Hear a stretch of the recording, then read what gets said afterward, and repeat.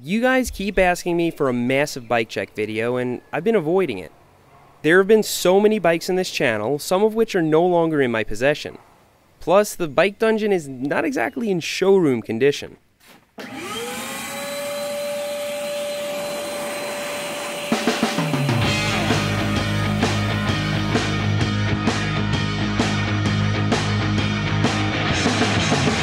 This is long overdue.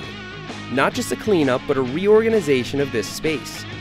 Everything's piled up here, and it's hard to get to it all.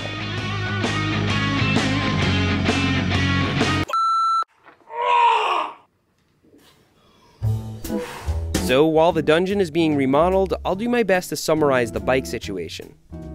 First of all, I make bike videos for a living now. Just like MKBHD has a lot of phones, and George Sprav has a lot of slingshots. I've accumulated quite a few bikes. I didn't plan it, it just happened. The truth is that 90% of the time, this is the only bike I ride. My Diamondback Release 5C. It's a carbon mid-travel trail bike with 150 millimeters of travel in the front and 130 in the rear. This particular 5C is a bit different because it's sort of a Seth's Bike Hacks edition, with a box drivetrain, carbon wheels, stem, handlebar, and grips. It also has different suspension and brakes from the stock 5C.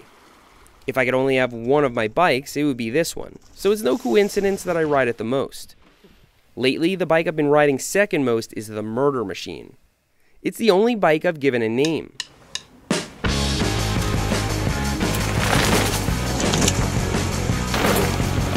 Originally, it was a stock Diamondback Sinker Pro, and after being overshadowed by many new bikes, I decided to breathe new life into it. That meant turning it into a single speed with 150 millimeters of travel. Plus box carbon rims, which, aside from being overkill, do make this bike really responsive and fun to ride. But when I revealed the Murder Machine, you guys could have cared less about the components. You were happy to see something different that we cobbled together right here. Something purpose-built for fun and nothing else. While we're still looking at Diamondbacks, here's one I've never really ridden. They sent this El Oso to me in the winter to promote fat biking, and then it never snowed again. With big-ass tires, a suspension fork, and a granny gear, the El Oso is a monster truck. So once my wrist heals, I'll need to think of some summer fat biking activities. For now, it's a reminder that I still live in the South. On to my orange P7, a beautiful steel hardtail that I don't ride very often. By the way, I do ride it sometimes, but it's just not what I thought it was going to be. The reach on this bike is long, even on the size small. Although this makes it fast and stable, it also makes it difficult to bunny hop and throw around. Hardtails in general awaken the animal in me. So I like my hardtails short and snappy. This bike will likely find a home elsewhere as it's so nice and not being ridden enough. On to another bike I rarely ride, this Thrill Bmx Race Bike, decked out with box components. Box built this to show me what a state-of-the-art BMX race bike looks like, but I have no experience racing BMX. So to the delight of my subscribers, I spent a Saturday jumping a couch on it with Phil. Despite having featherweight components, including a carbon fork, the bike handled the abuse, but we haven't seen the last of the Thrill bike. I'll take this out to a proper BMX track when I get the opportunity. Time to check back in on the dungeon.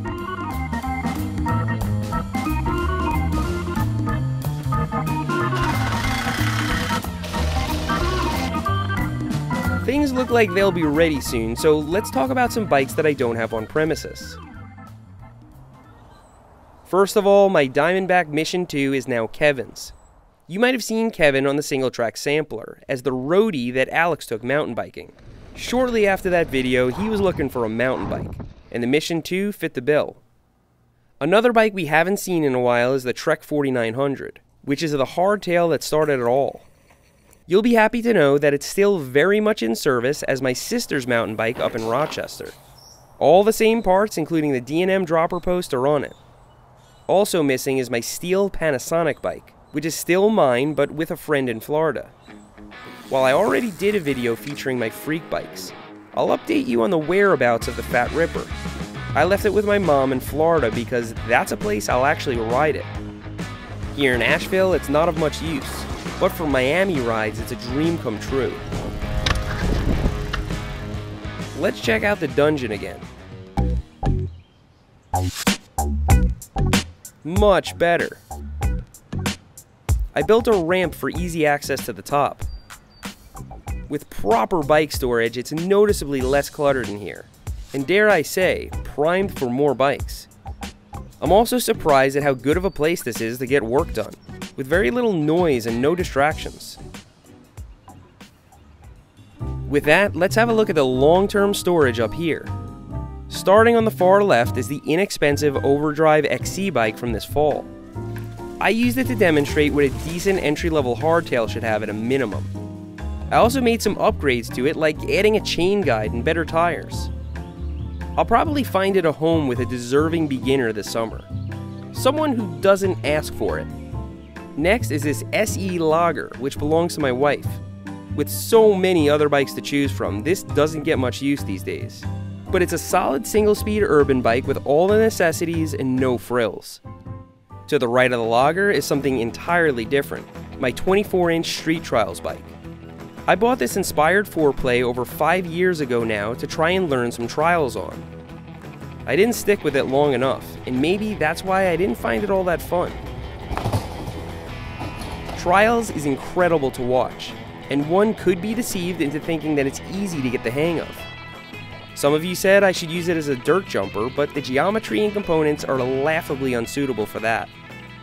So I'll either break this down for a cool project or sell it to someone who can use it. This is an old steel Schwinn that weighs about 4 tons. It's not mine.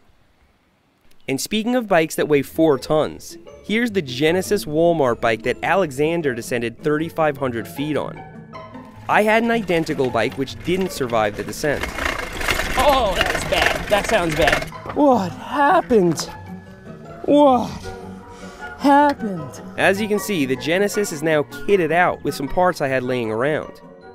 But I'm sorry to say that it doesn't feel any better.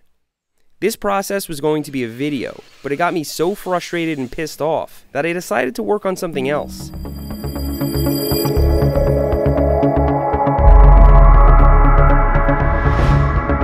And here we have the Freeway Buffalo. You might remember the Freeway from an older video where I reviewed this thing. It felt like a decent e-bike, but not the e-mountain bike that it was marketed as. Here. Oh! Holy sh!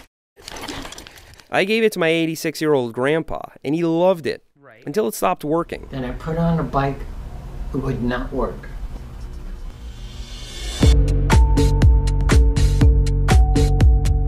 As far as I can tell, the brushless motor controller is NFG, and Freeway seems to barely exist as a company now.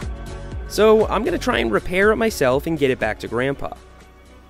Here we have the swing bike, the half bike, and the unicycle. If you want to know more about these, I'll link to another video at the end which showcases them in great detail. But let's just say I'm really happy to have these. Next to the unicycle is my SE Everyday BMX. Unlike the thrill bike, this is made for concrete and ramp smashing. I bought it for $300 to make a BMX series on, over 2 years ago. Since then, I've replaced only the front tire, the chain ring, and the chain, proving how far you can push a BMX bike this cheap. Granted, I haven't ridden this very much lately, as I always seem to get hurt when I do. Still, it's good to have a BMX street bike around for when I need it. On to my Mission Pro.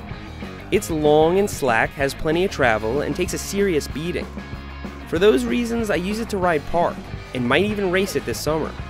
Diamondback will likely replace this bike with something more modern. So the last of these missions are a great deal considering the components they come with. Here we have my least capable bike.